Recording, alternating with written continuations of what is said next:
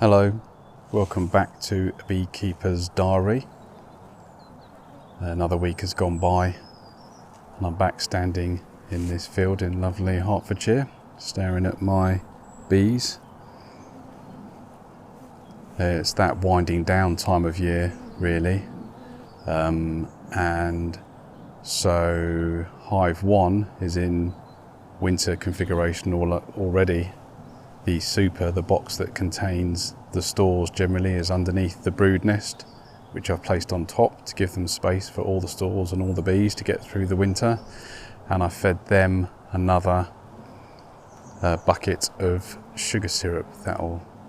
They've already taken down what I gave them last week and stored it, so they're ready for another round of feeding. And Hive 2 was the last week of varroa treatment, the parasitic mites that bees can get. And I can see on the board that collects the dead parasites, there was quite a lot there. So it's the last week of that. So I've removed that and put that Hive 2 into winter configuration. Super on the bottom, brood box on top, and I've placed the feeder on top ready. I'm going to start feeding them next week. They feel a lot heavier than Hive 1, so they're already ahead of the game. So we're in a good position going into winter now.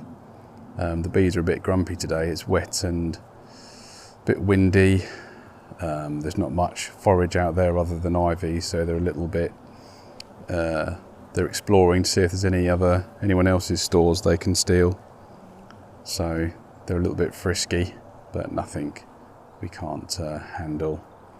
I've had the return of the hornets as well this week. I've seen 2 nicking bees out the front, so the hornet traps that I had out for the Asian hornets along the hedgerow nearby, I've placed those a bit closer, and I might have to start trying to trap these hornets to preserve my hive so they don't get predated too much as the hornet nests disperse and become a nuisance. I think I'm going to have to intervene, much like the wasps. Strange this year, I've just been staring at the entrances, monitoring the hornets for quite a few minutes, and I've not seen any wasps.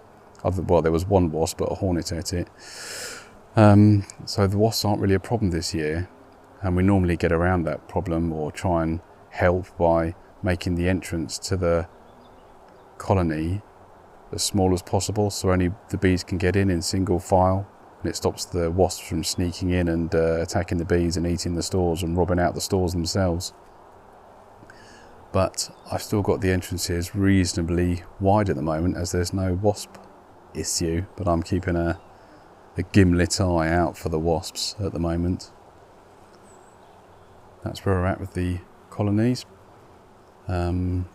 Nature-wise in the area, I've heard 1 swallow. I think the majority have gone now. We've had jackdaws, dunnocks, goldfinches flying overhead. There's a robin calling now. But it's that still in between seasons time of year. Not much to report. So hope you enjoy this episode, and I'm sure I'll speak to you next week.